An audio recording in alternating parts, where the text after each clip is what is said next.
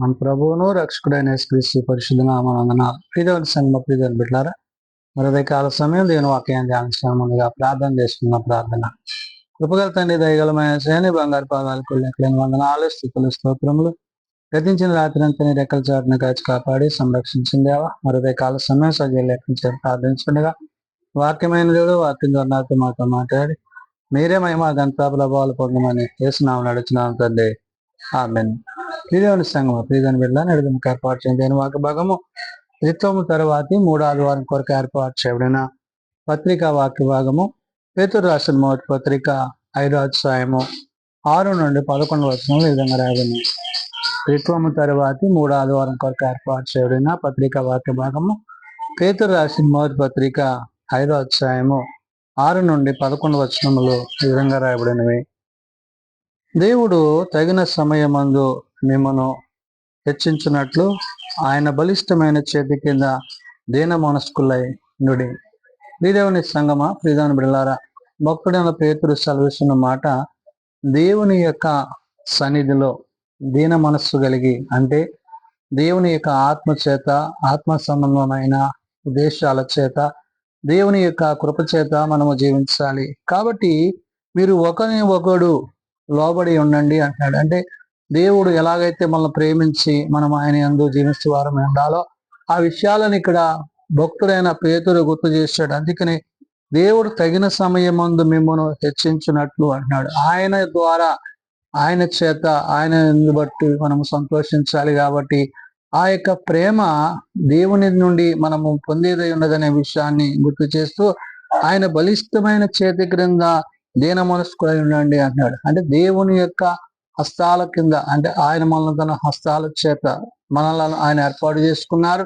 కాబట్టి ఇప్పుడు ఆయన హస్తాల కింద మనము జీవించడం అనేది ఆశీర్వాదకరము అనే విషయాన్ని పేతురు భక్తుడు గుర్తు చేస్తున్నాడు. కాబట్టి ఆయన మిమ్మును గూర్చి చింతించుచున్నాడు అంటాడు. అంటే మనము ఆయన చిత్తమును అనుసరించక, ఆయన ఉద్దేశంను అనుసరించక మనము మన ఇష్టానుసారంగా బ్రతుకుతున్నాం. కాబట్టి దేవుడు మన పట్ల ఆయన యొక్క ఉద్దేశాన్ని చేస్తున్నాడు. ఏమని? ఆయన మిమ్మల్ని గురించి చింతించున్నాడు కనుక మీ చింత యావత్తు ఆయన మీద వేయండి అన్నాడు. అంటే దేవుని మీద మన చింత, అంటే దేవునితో దేవుని ముందు మనము, అంటే ఇది విశ్వాస సహితమైన, ప్రార్థనాయుతమైన, ఆత్మ సంబంధమైనదనే విషయాన్ని భక్తుడైన పేతురు గుర్తు చేస్తున్నాడు. అందుకనే ఆయన మిమ్మల్ని గురించి చింతించుచున్నాడు కనుక మీ చింత యావత్తు ఆయన మీద వేయండి. అంటే ఎప్పుడైతే మనం దేవుని మీద ఆధారపడతామో, ఆయన గురించి ఆలోచన కలిగి ఉంటామో, ఆయన ఉద్దేశాలు ఎరిగిన వారమే అంటామో, అప్పుడు తప్పక దేవుడు మన పట్ల తన చిత్తాన్ని జరిగించబడి ఉన్నాడు. కాబట్టి నిబ్బరమైన బుద్ధి గల వారై మెలకువగా ఉండడి అంటున్నాడు. అంటే విశ్వాసములో, ప్రార్థనలో, కృపలో, దేవుని యొక్క సన్నిధిలో మనము ఎట్టివారమై ఉండాలో గుర్తు చేస్తూ, మీ విరోధి అయిన అపవాదిని గర్జించు సింహములే ఎవరిని మిరింగుదా అని వెతుకుతూ తిరుగుతున్నాడు. కాబట్టి అపవాది యొక్క బంధకాలకు, అపవాది యొక్క ఆలోచనలకు, అపవాది యొక్క తలంపులకు చోటు యొక్క క్రీస్తు యొక్క ప్రేమలో, క్రీస్తు యొక్క కృపలో మనం ఏమవ్వాలంటే ముందుకు కొనసాగాలి. అపవాది యొక్క బంధకాల నుండి, హస్తాల నుండి విడిపింపబడాలంటే వాక్యము చేత, ప్రార్థన చేత, విశ్వాసము చేత, కృప యందు మనము ముందుకు కొనసాగవలసి ఉంది. కాబట్టి ఇక్కడ భక్తుడైన పేతురు చెప్తున్నాడు, నిబ్బరమైన బుద్ధి గలవారై మెలకువగా ఉండండి, మీ విరోధి అయిన అపవాది గర్జించు సింహము వలె అంటున్నాడు. అంటే మన విరోధి ఎవరు? అపవాది. ఎప్పుడు మనల్ని నాశనం చేయాలని, మనల్ని పాపంలో నడిపించాలని, లోకం వైపు, పాపం వైపు మనల్ని తీసుకెళ్లాలని అపవాది కలిగి ఉంటాడు. కాబట్టి శరీరానుసారంగా కాక ఆత్మానుసారంగా, మనం ఉద్దేశానుసారంగా దేవుని యందు జీవించినట్లయితే మనము అతన్ని జయించగలము. కాబట్టి మీ విరోధి అయిన అపవాదిని గర్జించు సింహము వలె ఎవరిని మిరింగుదా అని వెతుకుతూ తిరుగుతున్నాడు. కాబట్టి అతని నుండి మనం ఏమవ్వాలా? తప్పింపబడాలి. అంటే వాక్యము మనలో ఉంటే, మన వాక్యము మనలను విశ్వాసములకు నడిపిస్తుంది. అప్పుడు అపవాది మనలను, మన యొక్క కుటుంబాలను ఏమీ చేయలేని పరిస్థితి ఉంటుంది. కాబట్టి అపవాది నుండి తప్పింపబడడానికి శరీరధారి అయిన క్రీస్తుని కలిగిన వారమే వాక్యం అనుసరించినప్పుడు లోకమందు మీ సహోదరుల యందు ఈ విధమైన శ్రమలే నెరవేరుచున్నవి కనుక ఎరిగి విశ్వాసమందు స్థిరులై వాణిని ఎదిరించుడి అని. ఈ లోకమందు, ఈ లోకాశలందు, లోక తలంపుల యందు కాక ఆత్మతో, సత్యముతో క్రీస్తుని అంగీకరించినప్పుడు దేవుని ప్రేమ మనలను ఎడవాయిక ఆయన మనలను తన నిత్యత్వానికి నడిపించేది. కాబట్టి ఇక్కడ యేసుక్రీస్తు యొక్క ప్రేమను మనం కలిగిన వారముగా. పేతురు భక్తుడు అంటాడు, క్రీస్తు శ్రమలలో మీరు పాలువారవుతున్న విధానము అంటూ మన కొరకు ఆయన ఎలాగైతే శ్రమపడి సిలువ వేయబడి మరణించి తిరిగి లేచాడో, ఆయన మన కొరకు చేసిన యొక్క యాగాన్ని బట్టి, ఆ యొక్క కార్యాన్ని బట్టి మనము ఆయనకు కృతజ్ఞులుగా ఉండాలి. అందు నిమిత్తమే అంటున్నాడు, లోకమందు మీ సహోదరుల యందు ఈ విధమైన శ్రమలే నెరవేరుచున్నవి అని ఎరిగి విశ్వాసమందు స్థిరులైన వారై ఎదిగి ఉండి అంటారు. అంటే విశ్వాసాన్ని విడిచిపెట్టకూడదు, వాక్యానుసారంగా జీవించాలి, ప్రార్థన యందు మెలకువగలిగి ఉండాలి. దేవుడు మనకు అనుగ్రహించిన ప్రతి ఈవులను, ప్రతి స్థితిని ఎప్పటికప్పుడు సరి చేసుకుంటూ క్రీస్తు యొక్క ప్రేమలో మనం ముందు కొనసాగవరమై ఉండాలని చెప్తున్నాడు. కాబట్టి తన నిత్య మహిమకు క్రీస్తునందు మిమ్మను పిలిచిన సర్వ కృపాని దేవుడు కొంచెము కాలము మీరు శ్రమపడిన పిమ్మట తానే మిమ్మల్ని పూర్ణలుగా చేసి స్థిరపరిచి బలపరుచున్నాడు. కాబట్టి ఇహమందు మనకు కాలం ముందు ఈ సంబంధమైన వర్షాలలో మనకి కొంతకాలం ఎడబాటు, శ్రమలు ఇవన్నీ కూడా ఎదురవుతాయనే విషయాన్ని పేతురు భక్తుడు గుర్తు చేస్తున్నాడు. అవును, ఎందుకంటే ఇహ సంబంధమైన వాటి యందు మనము మనస్కరించక దేవుని యొక్క చిత్తము, ఆయన ఇవ్వబోతున్న యొక్క నిత్యరాజ్యం కొరకు మనము కనిపెట్టాలి.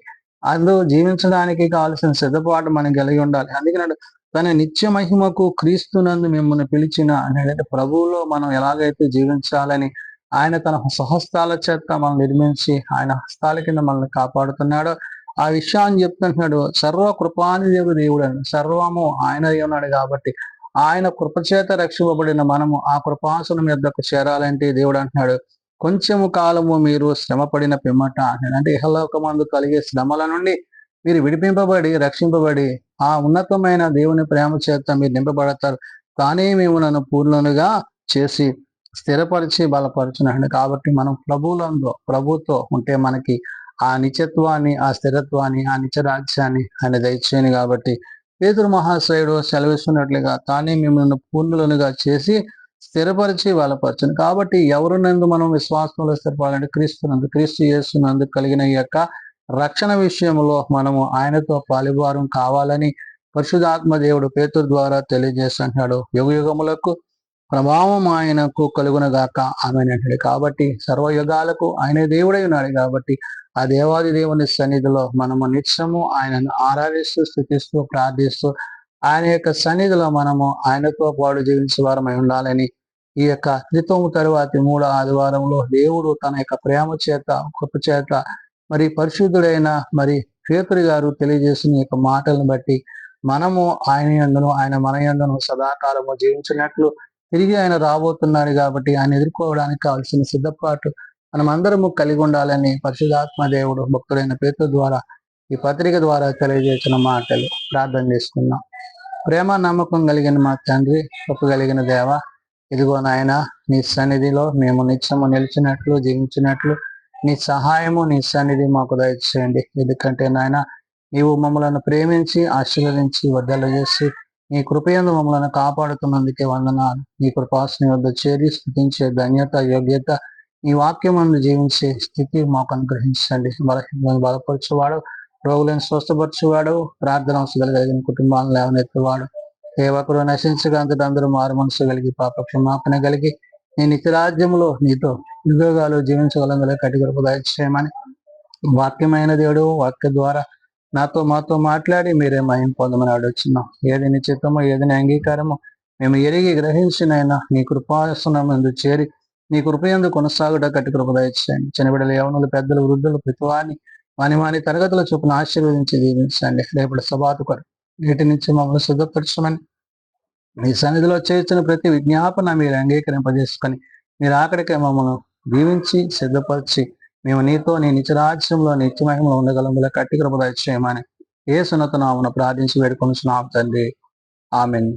పరలోకమందున మా తండ్రి, నీ నామం పరిశుద్ధపరచబడుగాక, నీ రాజ్యం వస్తుగాక, నీ చిత్తం పరలోకమందు నెరవేర్చినట్లు భూమి మీద నెరవేరగాక. మానద నానుడు మాకు దయచేయం. మరి అలా ప్రార్థన చేసిన వారిని మేము క్షమించిన ప్రకారం మా ప్రార్థనలను క్షమించము. శోధనలో ప్రయకాల్సిన తప్పించము. రాజ్యము, శక్తి, మహిమ నిరంతరము నీవే తండ్రి, ఆమేన్. మన పరమ తండ్రి దేవుని ప్రేమ, ప్రభువైన యేసుక్రీస్తు కృప, ఆదరణకర్త అయిన పరిశుద్ధాత్మ సహాయము సదాకుడేండి సంరక్షించునుగాక. ఆమేన్.